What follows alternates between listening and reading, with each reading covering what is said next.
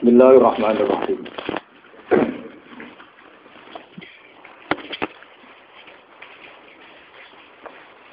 Niki kula waca ne. Bismillahirrahmanirrahim. Bab hukmi man. Ana ya. Farraqa amral muslimin wa huwa mustami'un. Bab hukmi man utawi kibab nerangno hukume wong. Farraqa kang misah-misah sapa man, kang napa nggih. Mencerai berikan to kang misah-misah sapa man amral muslimin. Ing urusane wong Islam kabeh utawa napa kemaslahatane wong Islam. Wa wa te amrul muslimin mustami'un niku lagi kumpul, lagi sepakat, lagi bersatu. Haddatsani Abu Bakar bin Nafi' Muhammad bin Bashar qala Ibnu Nafi' haddatsana Gundar. Wa qala Ibnu Bashar haddatsana Muhammad bin Ja'far haddatsana Syu'bah an Ziyad bin Ilaqah qala sami'tu Arfajah qala sami'tu Rasulullah sallallahu alaihi wasallam yaqul innahu satakunu hanatun wa hanatun faman arada ayufarriqa amra hadzal jamaah wa hiya jami'un fadribuhu bisafka inan mangkana. Innahu sak temene kelakuan satakunu bakal ana apa hanatun apa prahara utawa fitnah prahara ngono maca makna apa hanatun apa prahara. Hanatu artinya syururun mutatabi'atun satu kejelekan sing bertuli-tuli bertubi-tubi wa hanatun lan prahara. Faman mongko te sapane wong aro dayu ngersakno sapa man ngarepno sapa man ayu farriqa yen to misa-misa sapa man amro hadil umat ing perkarane utawa urusane ikilah umat wa ya hale utawi hadil umat ku jami'un niku lagi sepakat lagi kumpul fadribu bisaf mongko mukula sira kabeh ku ing man bisaf kelawan pedang kelawan apa nggih kekerasan utawi kelawan pedang kainan makana kainan iku anane sapa wae kainan iku sapa wae man tegese sapa wae kana tinemu sapa man soe kainan mangkana iku ya siapa saja. Niki kula waca niku nggih napa kula sekali mukadimah nggih. Bismillahirrahmanirrahim niki kula terangaken terus niki terusno ngaji wingi sing teng Bukhari. Ngaji ini untuk konteks ini bersifat tertutup. Jadi yang tidak ikut ngaji mboten usah kalaupun dengarkan rekamannya harus dipandu ya, karena ini sensitif. Hadis fitnah itu dimulai dari tragedi-tragedi yang akan dialami umat Islam. Terus di akhir hayatnya Nabi itu sering ngendikan bahwa urusan kalian yang akan datang itu yu'radu alaiya, semuanya pernah ditampilkan kepada saya. Termasuk tragedi-tragedi kemanusiaan yang akan dialami umat ini. Itu di akhir-akhir hayat Nabi sering ngendikan bahwa saya sebagai Nabi, sebagai Rasul, yu'radu alaiya amrukum, termasuk semua dipintaskan ke saya, ditampilkan ke saya. Jadi sehingga Nabi melihat umat akan mengalami apa itu ya kayak melihat video, melihat TV. Termasuk tragedi KBPT Said Husain. Nah, ketika itu sudah menjadi keputusan Tuhan, keputusan Allah, Nabi itu hanya bisa memandu secara syariat. Tapi Nabi tidak bisa merubah itu sebagai takdir. Ya kalau mukadimah ini, Nabi sebagai Nabi, karena itu sudah diketahui sebagai takdir Allah itu, ya hanya melihat itu sebagai takdir. Tapi tidak bisa merubah takdir itu, hanya memandu secara syariat. Nah, panduan secara syariat itu dimulai dari misalnya sataf tariku umati salasan wasapina firqah, bahwa umatku nanti akan menjadi 73 kelompok. Semuanya sesat di neraka kecuali satu. Ya, Nabi hanya punya panduan satu itu siapa ya Rasulullah? Qol ma'ana alihil yawma wasabi. Orang-orang yang berpegangan sunnah saya dan sunnah para sahabat. Nah, itu banyak hadis-hadis di akhir hayatnya Nabi itu sering pesan begitu. Nah, coba tengah sini jenengan kalkulasi malih. Ini kan teng Bukhari diterangkan. Ketika banyak fitnah, itu ngendikane Nabi ini kan dipandu talzam jama'atal muslimin. Kita harus ikut mayoritas. Ini rungono tenan. Apapun kecewa sampeyan terhadap komunitas tertentu atau partai tertentu atau ormas tertentu, kita harus ikut mayoritas. Nah, kalau ngaji temputi-temputi saya bilang, saya sebagai orang alim, kemungkinan saya itu kalau tidak NU ya Muhammadiyah, selagi NU Muhammadiyah itu mayoritas, ya saya kalau tidak NU ya apa? Muhammadiyah. Partai juga gitu, saya ikut partai yang mayoritas, yang mainstream, yang umum-umum. Karena bisa dihitung ya, kalau setiap kebenaran itu diekspresikan lewat partai atau lewat ormas tertentu, berapa sih kebenaran bisa kita lakukan? Kita tidak usah nyebut contoh ya, misalnya sampean meyakini satu kebenaran A dan B, kemudian bikin partai, paling panter kamu sebagai manusia atau hanya bisa melakukan A dan B. Ada partai tertentu yang ingin memperjuangkan kebenaran tertentu, paling banter hanya memperjuangkan 1-2 bentuk kebenaran. Nah, masalahnya ketika semua ini punya ruang gerak untuk bikin kelompok, kelompok ini akan menjadi banyak dan nggak terkendali. Semuanya punya bendera sendiri, punya partai sendiri, punya ormas sendiri. Coba sekarang tuh sampean kalau melihat di berita-berita, berapa kelompok yang atas nama karena Nabi serbanan hitam merasa harus serbanan hitam. Karena ada riwayat bahwa Nabi itu pilokan, terus kemudian mereka kalau sudah pakai pilok merasa mengikuti sunnah Nabi. Yang nggak pakai pilok, enggak. Memang Nabi itu pakai semir. Dulu semua riwayat mengatakan Nabi Abu Bakar semua itu pakai semir. Ya gaul, Nabi lah itu pakai semir. Dan Nabi itu gaul pakai semir. Tapi semir yang sunat itu memang merah. Di kitab-kitab fikih semir yang sunat apa? Lho iki sing nate ngaji fikih semir ireng nggak malah haram to. Sing sunat apa? Lah jadi misalnya dari KNO terus semir ada apa gitu ada wah gaul Pak. Akhirnya ada kelompok tertentu niru semirane Nabi terus kayak kelompok tertentu. Begitu terus. Nah itu kalau kita turuti itu akan menjadi faksi-faksi, kelompok-kelompok kecil yang akan menyulitkan. Sebab itu Nabi mandu kalau sudah fitnah banyak itu talzam jama'atul muslimin. Kamu harus ikut mayoritas. Coba sekarang misalnya menyangkut Jumatan saja. Berapa masjid yang mengharamkan dipakai kelompok lain? Dan berapa masjid yang digeruduk, dirubuhkan oleh kelompok lain pula? Hanya karena satu keyakinan kebenaran kemudian diekspresikan dalam bentuk ibadah. Misalnya masjidnya A beda dengan B. B dengan apa? C.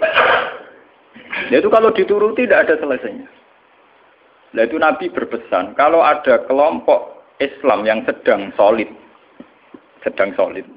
kok ada yang ingin memecah, itu boleh diperangi. Fadribu bisab itu boleh dilawan. Bahkan harus dilawan dengan kekerasan. Kalau harus dengan kekerasan, ya boleh pakai kekerasan. Lalu itu kenapa Nabi se-ekstrim itu? Sampai menghentikan fadribu bisab. Orang itu harus dilawan dengan kekerasan. Ya tentu kalau kekerasan itu harus menjadi alternatif terakhir. Tapi yang jelas harus dilawan. Ya. Dalam teori modern ya harus dilawan. Tidak harus dengan pedang, harus dilawan. Kita punya sejarah dulu ya. Kayak dulu ketika mainstream Islam di Indonesia itu mengikuti pola NU atau Muhammadiyah. Dulu kita punya LDI, punya Darul Islam yang dipimpin Kartosuwiryo. Kebetulan tetangga saya dulu orang Rembang, orang Sulang, daerah saya. Kemudian ada gerakan Aceh Merdeka. Kemudian ada Junduwo, ada kelompok-kelompok yang karena terinspirasi oleh Islam, termasuk kelompok bom bunuh diri dan sebagainya. Kemudian mereka menjadi firqah hanya karena meyakini 1-2 kebenaran yang ingin diperjuangkan. Tapi kelompok ini kan tidak mayoritas terus risikonya kan kurang komunikasi, kurang konsultasi, kurang silaturahim dengan kelompok lain. Nah itu repot. Sehingga kayak di Mekah ada Wahabi, di Mesir ada Ikhwanul Muslimin, di Palestina sendiri ada Hamas, ada Al-Fatah, di Syria ada Amal Syiah, ada Syiah Imamiyah. Di Indonesia sendiri semenjak era kebebasan berbagai front-front ya banyak sekali. Semuanya mengatasnamakan apa? Memang kita terima kasih dalam hal tertentu yang diperjuangkan. Kita fair, terima kasih. Tapi bahwa kemudian saat kelompok itu melawan mayoritas mainstream Islam di Indonesia kayak NU Muhammadiyah, itu mereka punya semangat itu baru berapa hari. NU Muhammadiyah merawat Islam di Indonesia itu sudah puluhan tahun. Mereka merawat Islam dengan semangat baru beberapa hari. Mungkin bapak mereka belum sholat. Karena mereka kuliah, ngerti berita tentang Israel. Atau ngerti berita tentang kemungkaran. Kemudian menjadi ekstrim. Nah, cara bahasa kasarnya berapa hari mereka kenal Islam. Sudah hanya 1-2 kebenaran yang diperjuangkan. Mereka anti sama kebenaran sudah jalan lama. Yaitu kebenaran yang ditanamkan leluhur kita. Mulai ngajari anak-anak caranya sholat, caranya baca doa iftitah, caranya tumak Nina caranya sesuci dari najis. Tapi kelompok-kelompok yang istiqomah ngajar ini kan tidak menjadi populer karena ada demo pakai bendera besar-besar. Kelompok apa? Tapi yang demo-demo pakai bendera-bendera besar, apa betul mereka ngurus Islam secara harian? Ngurus caranya orang sholat, caranya orang ngilangi najis. Kiai NU ku keselera karuan, orang non najis mulai mukhafafah mughalladah mutawat.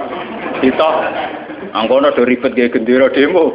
Ya ora tempat ge gendera to, wong Medina mulang urusan apa? Najis. Mulang kate jlimete ra karuan. Ana muktada mutamayiza, mukhayyirah takhayyirah sampai mbono sing gamun akhlak aqua mbek ora aqua. Iku entek energi menapa? Entek. Lah itu dulu fenomena kelompok itu kata Nabi, secara syariat sudah dipandu. Kamu harus ikut mayoritas kata Nabi. Ketika banyak fitnah, kamu harus ikut mayoritas. Mun sak niki dihitung, ini ngaji tenan gitu. Tapi ini tertutup ya, artinya ngaji. Zaman hitung mawon. Kalau partai-partai atau ormas banyak itu kita turuti atas nama ideologi tertentu atau atas nama visi tertentu. Oke lah, atas nama visi tertentu orang sah bikin partai, bikin ormas. Tapi mereka secara realistis karena minoritas, itu apa sih yang bisa diperbuat dari kelompok minoritas? Sudah gitu, secara teori modern kalau dia ada jabat namanya oposisi. Sudah oposisi gaji duit cilik. Paham ya? Oposisi gaji duit napa? Cilik. Ngurusi vaksinnya dhewe kebingungan urung ngadepi sebuah negara. Itu mendingan umat Islam itu ikut mayoritas, yaitu bagian dari negara. Sehingga peralatan negara dengan sendirinya juga peralatan Islam. Sama saya hitung ya. Kalau nate ngaji bolak-balik kalau hitung, ini rumah tenan hitung dipenggali. Kalau umat Islam itu ikut umumnya orang, ada yang jadi tentara, yang jadi polisi, yang jadi pedagang, ada yang jadi pengusaha, ada yang jadi miskin, itu rasa didadekno jadi. Kalau itu tidak usah proses penjadian, sudah jadi sendiri. Lama. Karena itu mengakui Islam yang hanya bunyal Islam ala khamsin. Ini rumah tenan ini ngaji. Saya bertaruh betul. Saya bertanggung jawab di depan Allah. Kalau mereka mengikuti Islam dengan kaidah Nabi saja, yaitu hanya bunyal Islam ala khamsin. Bahwa Islam itu dibangun atas 5 hal, yaitu syahadat la ilaha illallah wa anna Muhammadar Rasulullah wa iqamis shalat wa ita'iz zakat wa shaumi Ramadan wa hajjil baita man istata'a ilaihi sabila. Itu tidak menerangkan partai politik, juga tidak menerangkan sebuah bentuk negara, juga tidak menemukan formasi negara, formula sebuah negara. Itu enak. Artinya enak itu misalnya kalau kayak Ruhin Madun mau dibunuh orang Israel karena bagian dari bangsa Indonesia, negara wajib melindungi. Atas nama dia bagian bangsa Indonesia. Karena dia ngakui konstitusi negara, dia warga yang baik. Maka ketika Ruhin Madun mau diculik Israel, itu negara harus melindungi dengan peralatan negara. Itu beda dengan kalau Ruhin Madun nggih faksi tertentu. Anti negara, mergo negara balane Amerika. Ndekne gawe faksi tertentu anti Israel. Gawe bambu runcing dhewe. Gawe senjata rakitan dhewe. Terus digo nyerang Israel. Itu kalau diserang Israel itu negara harus tanggung jawab. Toh kamu tetap kalah karena minoritas. Kula wingi pas ngaji teng Demak teng kanca-kanca sing derek kula omong. Kita secara ideologi bersimpati ya sama kelompok-kelompok yang melawan kebatilan. Tapi kalau kelompok itu kecil dan beda dengan negara, itu resikonya negara harus tanggung jawab. Ya kan kita cerita ilmiahnya saja. Ini bukan menyalahkan siapa-siapa. Kita cerita ilmiahnya saja. Banyak faksi-faksi kecil kayak kasus di Sudan, di Khartoum, di Darfur, di Rwanda, di Kenya. Itu sama kalau melihat berita di Kenya, di mana itu yang sering ada penculiknya itu yang Somalia ya. Somalia. Kelompok-kelompok kecil ini kan bikin satu faksi yang anti negara. Terus mereka atas nama kebenaran yang diyakini bikin gerakan tertentu. Hamas juga beda dengan Al-Fatah sebagai penguasa yaitu karena presidennya dari kelompok apa? Fatah. Itu untuk menghadapi musuh itu repot karena dia tidak dihitung sebuah negara, tapi dihitung sebuah kelompok. Tapi kalau para kiai itu ikut bagian dari negara, itu yang harus melindungi negara. Sehingga dengan sendirinya, kalau kita bagian dari negara kayak Ruhin Madun ya ikut punya Kodam Brawijaya, ikut punya Kodam Diponegoro, ikut punya Pangdam Jaya. Karena negara harus melindungi rakyatnya dan itu rakyat yang sah karena tidak rakyat yang mau bikin kelompok yang anti negara. Jadi hitung-hitungan strategis. Sebab itu sejarah Wali Songo itu tidak ada yang tidak ngakui sistem negara. Dulu ketika Sunan Ampel itu dapat Ampel Denta itu bagian dari Majapahit. Ketika beliau ingin bikin negara juga ngakui sistem pola negara. Yaitu pola negara saat itu harus dipimpin seorang raden sehingga Sunan Ampel tidak nyuruh wali-wali yang lain tapi nyuruh Sunan Raden sinten Fatah. Begitu terus zaman Basim Asari juga ikut Masumi. Ngakui proses bernegara secara konstitusional sehingga Basim ya ikut Masumi saja, ikut kelompok bagian dari negara. Dulu ketika era Soekarno ya ada kabinet kaki 4 termasuk NU yang ngakui proses hukum negara. Karena dengan NU ikut partai politik dan bagian dari negara itu kalau diserang Malaysia atau Portugal ya ada karo nyerang Indonesia. Itu beda dengan kita misalnya kecewa sama negara terus bikin kelompok tertentu yang anti negara. Itu kalau kelompok lain nyerang ya kamu sebagai kelompok bukan sebagai negara. Dan itu risikonya tinggi. Artinya secara syariat itu Nabi benar ketika memandu talzam jama'atul muslimin. Kamu ikut kelompok mayoritas orang Islam. Tidak orang mukmin. Muslimin itu lebih preman. Muslim itu ya preman mlebu, gento ya napa? Mlebu, momene sing kaya kula rapati gento malah mlebu. Lho nggih karena aturan Islam, kalau dalam terminologi agama, muslim itu kelasnya itu paling rendah, paling umum. Karena kelas pertama itu Islam, terus iman, terus ihsan. Makanya di Quran itu qalatil a'rabu amanna.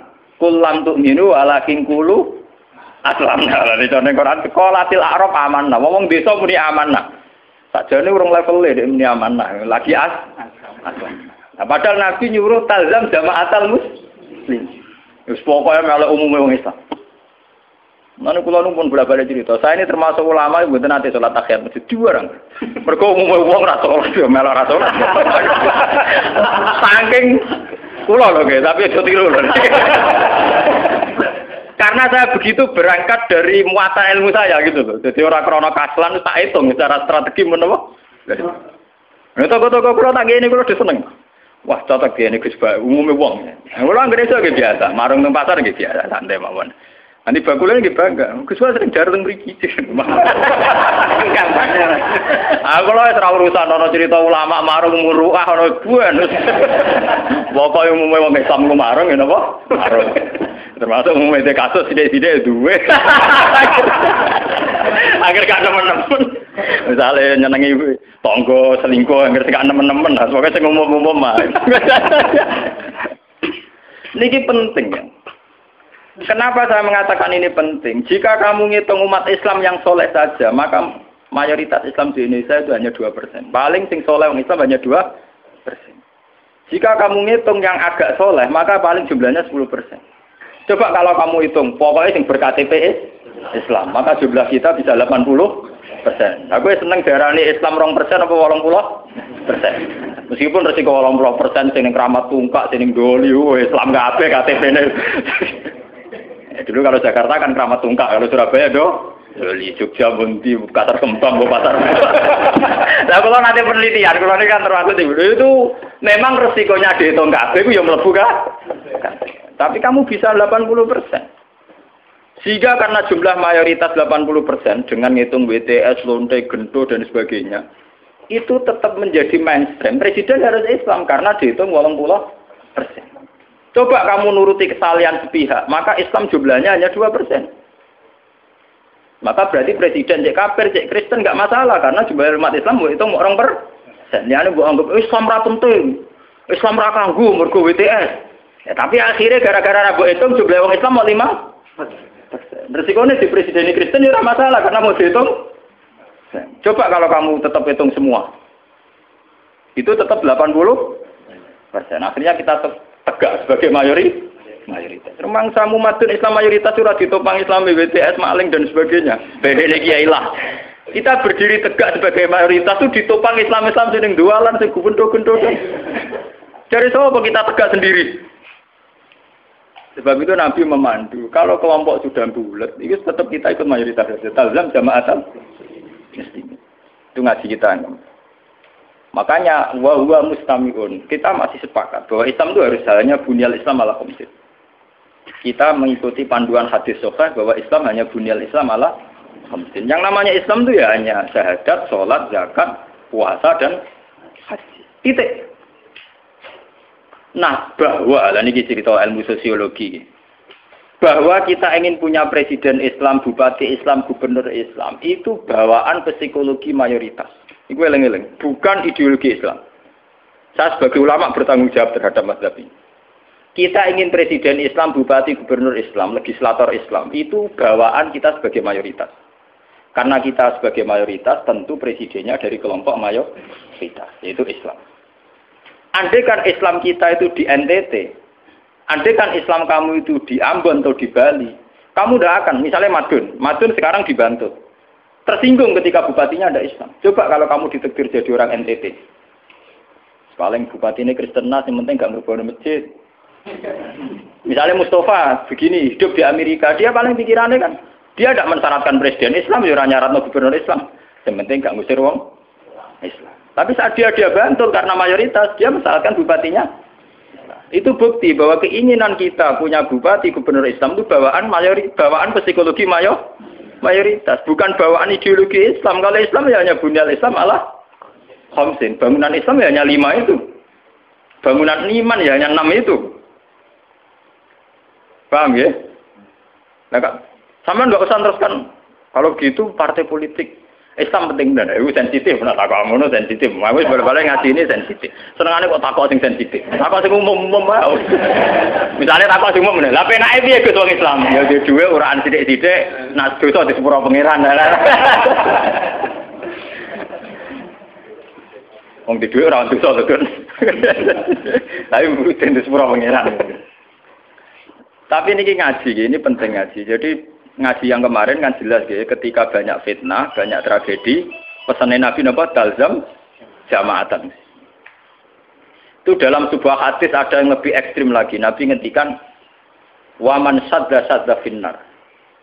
Siapa yang ingin bikin kelompok sendiri, merasa benar sendiri, maka waman sadda finnar. Dia akan masuk neraka. Itu artinya pentingnya sebuah mayoritas. Karena mayoritas ini penting, kita akan ikut sesuai umumnya orang. Karena warahmati wasiat kullase. Kalau kita ngaji secara tasawuf, ya warahmati wasiat kullase. Kalau sering ngaji teng santri-santri, kok ada sing ngaji kula nganti nangis, kula critani. Kula niku ulama, kula sering numpak mobil pribadi gitu, sering ngebis gitu. Ketemu preman gitu, kula sering lunga dhewean, tak critani. Kita ini sebagai mukmin kan meyakini warahmati wasiat kullase. Rahmatnya Allah itu ada di mana-mana dan lewat siapa saja. Kalau kita misalnya jadi kiai, wah sementing ngurusi santri. Sekelu ngodewean kecelakaan. Wong sing ning dalan-dalan rata-rata wong fasik. Sing sering memberi pertolongan dini nek ana kecelakaan ning dalan-dalan ya wong ning dalan-dalan. Ora ngarah Pak Kiai. Ya ora ngarah wong pati saleh tenanan. Tapi ternyata Allah membuat orang di jalan-jalan hikmahnya banyak. Mereka adalah orang-orang yang sering melakukan pertolongan dini saat ada kecelakaan. Mereka adalah orang-orang gara-gara ning dalan-dalan ana kesasar takok alamat ditakoki. Kowe tahu di ganjaran zona alamat wong kesasar. Mergo kita ora tahu ning dalan. Tapi ternyata rahmati Allah dilibatno wong ning dalan-dalan, kita lunga ning ndi ora alamate takok orang yang di jalan. Kita harus iman karo rahmati wasiat kullah. Rahmatnya Allah di mana? Nanti kalau ulama lagi biasa teng terminal, ketemu macam-macam gitu biasa. Cara kula nggih biasa, tak mau coba rahmati wasiat napa? Kula biasa lah ngono. Ya, artinya ya kita harus iman.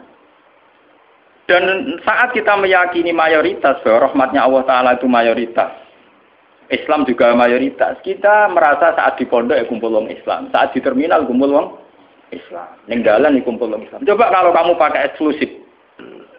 Terminal gitu cabut itu fasek kabeh. Baru ngono butuh ngising di WC wong fasek wong bayar. Kok dalili, nulung wong kok bayar fasek. Nah, kowe malah iso ngising kan. Fasek ka Allah, penting nyediakno WC kena bengi. Di Bang Soleh ra di fasilitas. Fasek ka Allah. Jadi contoh-contoh betapa eksklusisme, satu perasaan eksklusif itu menyesatkan. Allah sendiri terbuka rahmati wasiat kulas. Lah kulase ini lebih dekat mayoritas apa minoritas? Lebih dekat teori apa? Mayoritas. Nah, makanya saat ini kita ngaji niki ya, bahwa panduan Nabi untuk mengikuti mayoritas itu secara syariat memang sudah benar dan setelah teori rasional teknis juga sudah benar. Cuma kan saya harus menyampaikan ini lewat ngaji bahwa ini bukan akal-akalannya Gus Bah, memang ada di kitab yang diyakini sahih, yaitu ini kitab Muslim. Muslim itu 2 kitab yang satu paket dengan Bukhari napa? Muslim. 2 kitab yang diyakini sahih setelah kitab Bukhari. Ya, dalam keyakinan mayoritas orang Islam setelah kitab Bukhari adalah kitab Bukhari napa? Muslim. Dan lewat kitab sahih ini sampean tahu bahwa panduan mengikuti mayoritas adalah panduannya Nabi. Paham ya? Panduannya sinten? Nabi. Mulane kiai ngalim-ngalim Jawa juara bejoban. Umumnya wong nganggo hem. Ini biasa umum wong. Karena mereka tahu betul pentingnya mayoritas, pentingnya tradisi mayoritas. Mereka jarang orang-orang alim memaksakan jubahan, maksudnya paling kadang-kadang Jumatan ben macam, tapi ini kemauan ya wong tertentu jubarang semua alim. Nah rapati ngalim kata, tapi nak jubarang pun apa terus. Wong alim-alim kaliber mesti biasa-biasa wae. Panak. Ada kuwi ada tenan. Sing umum-umum mawon.